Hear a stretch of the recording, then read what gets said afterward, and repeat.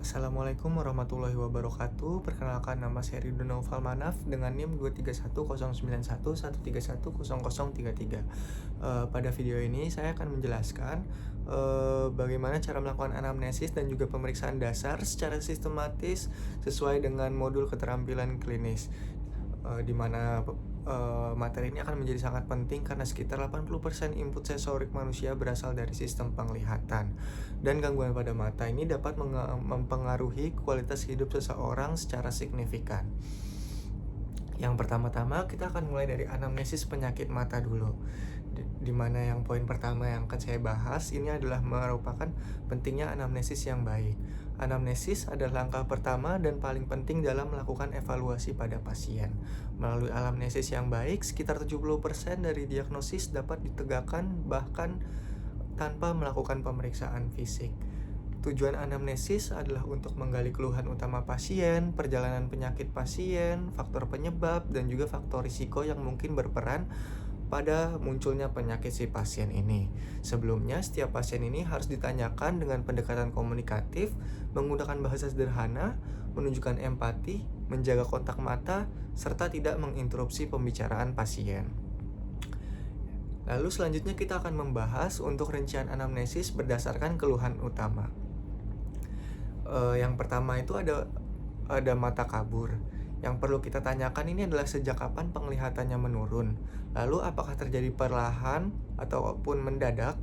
Lalu kita bisa tanyakan apakah keluhannya ini hanya satu mata ataupun dua mata.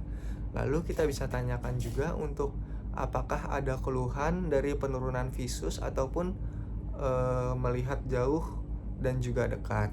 Habis itu kita bisa juga tanyakan apakah objek itu ada yang tampak berkabut, bergoyang, berasap, ataupun juga berganda. Lalu kita tanyakan juga apakah ini disertai dengan mata merah ataupun juga mata nyeri. Nah, keluhan kabur saat melihat jauh ini nanti akan mengarah ke keadaan yang dinamakan miopia ataupun juga rabun jauh. Sedangkan kabur untuk melihat dalam jarak dekat itu kita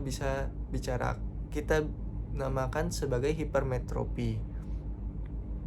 Nah, kalau misalnya kaburnya itu mendadak lalu disertai dengan nyeri hebat, maka kita perlu mencurigai apakah adanya glukoma akut, di mana ini merupakan kondisi gawat darurat. Lalu selanjutnya ini ada mata merah. Kalau untuk mata merah sendiri kita bisa menanyakan apakah sejak kapan penyakit ini muncul. Apakah ini disertai dengan nyeri, gatal, panas, ataupun juga apakah ada sensasi benda asing. Lalu kita bisa tanyakan juga apakah mengeluarkan cairan. Lalu untuk cairannya seperti apa? Apakah itu seperti seros, mukoid, ataupun juga purulen. Atau mungkin bisa juga ada yang mukopurulen. Lalu apakah si pasien ini menggunakan kontak lensa, karena ini juga merupakan salah satu pertanyaan yang lumayan menentukan ya. Lalu juga sama yang seperti tadi untuk di mata kabur, apakah ada penglihatan menurun. Nah, kalau misalnya mata merah ini biasanya nanti itu akan mengarah ke kondisi yang namanya konjungtivitis, di mana ini umumnya akan menyebabkan mata merah tapi tanpa disertai dengan penurunan tajam pada penglihatan. Sedangkan keratitis, uveitis, dan juga glaukoma akut ini sering menyebabkan nyeri berat dan juga ini akan menyebabkan penurunan penglihatan. Lalu selanjutnya yang ketiga di sini ada nyeri mata. Kalau pada kondisi ini kita harus melakukan penggalian pada sifat nyerinya. Apakah sifat nyerinya tajam, menusuk, berdenyut, ataupun seperti tertekan. Lalu kita tanyakan juga apakah ini disertai dengan mual, muntah, ataupun juga sakit kepala.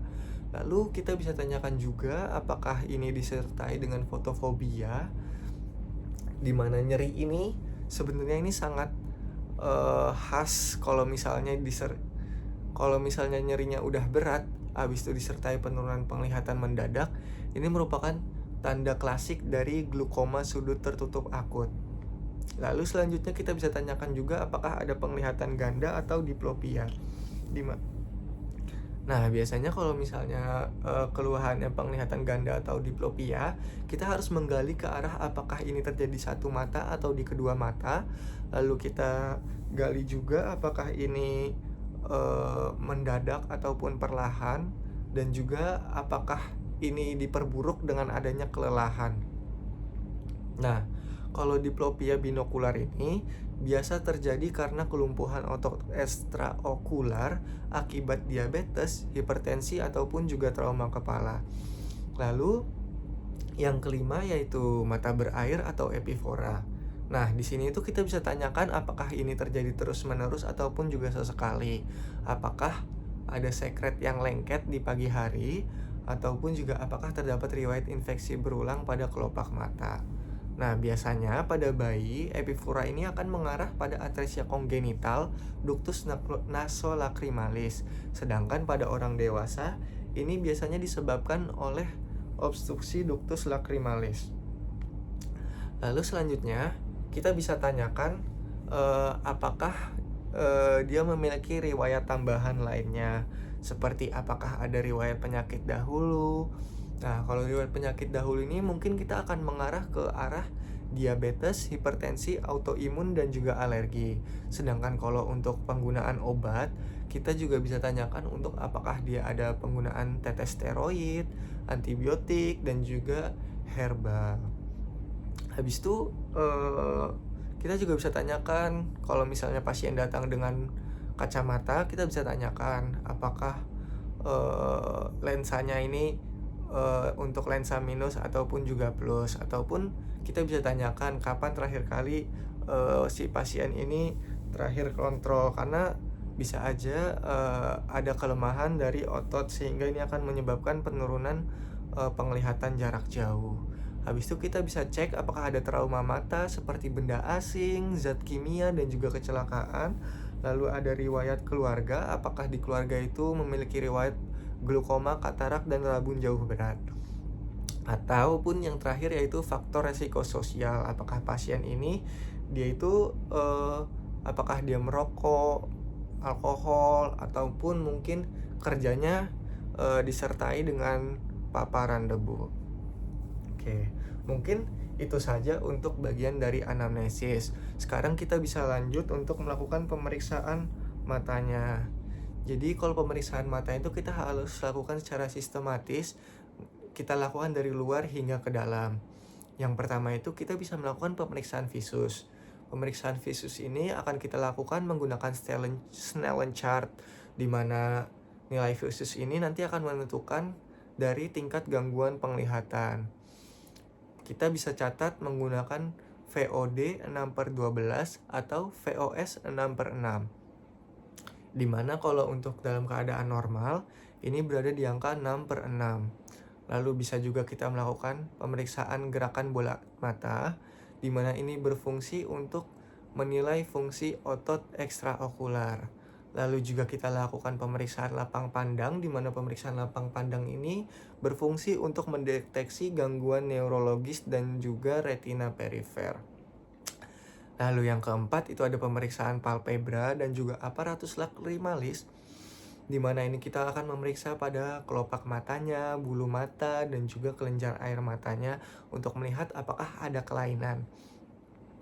Lalu kita lanjut ke segmen anterior, di mana segmen anterior ini kita akan memeriksa pada konjungtiva, kornea, kamera okuli anterior, iris, pupil, dan juga lensa.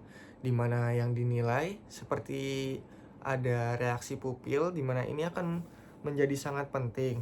Kita akan melihat apakah refleks pupilnya miosis, midriasis, anisokor, ataupun juga yang lainnya. Lalu kita lanjut ke pemeriksaan selanjutnya yang berada di segmen posterior, di mana kita bisa lakukan ini dengan melakukan funduskopi.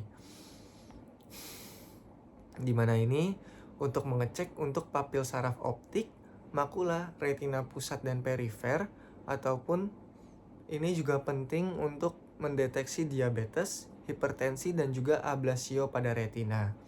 Lalu kita juga bisa mengecek untuk pemeriksaan tekanan okular, di mana ini normalnya pada angka 10-20 mmHg. Jikalau melebihi dari 30 mHg, kita bisa curiga apakah adanya glukoma. Lalu selanjutnya mungkin kita bisa bahas untuk tilik ya. Tilik dari pemeriksaan mata mungkin kurang lebih aja dari apa yang dari tadi saya jelaskan. Tapi mungkin ini akan berfungsi. Yang pertama untuk aspek komunikasinya, di sini kita diperkenankan untuk mengucapkan salam dan juga memperkenalkan diri, lalu kita mendengarkan secara aktif, dan kita tidak diperbolehkan untuk memotong omongan pasien selama pembicaraannya masih relevan. Kita bisa langsung lanjut ke pemeriksaannya, di mana ini kita akan melakukan pengecekan untuk pemeriksaan visus menggunakan Snellen chart. Lalu kita bisa meminta pasien untuk menginterpretasikan dari jarak 6 meter dan menyebut nama-nama huruf yang ada diminta. Di mana ini berfungsi untuk mengecek miopia dan juga hipermetropi. Lalu habis itu kita bisa mengecek untuk palpebra, aparatus lacrimalis, segmen anterior, tekanan bola mata, segmen posterior, dan juga lain-lainnya. Mungkin itu saja yang bisa saya sampaikan pada kesempatan ini. Demikian materi yang saya sampaikan dari anamnesis dan juga pemeriksaan dasar mata. Kurang lebihnya saya minta maaf. Assalamualaikum warahmatullahi wabarakatuh.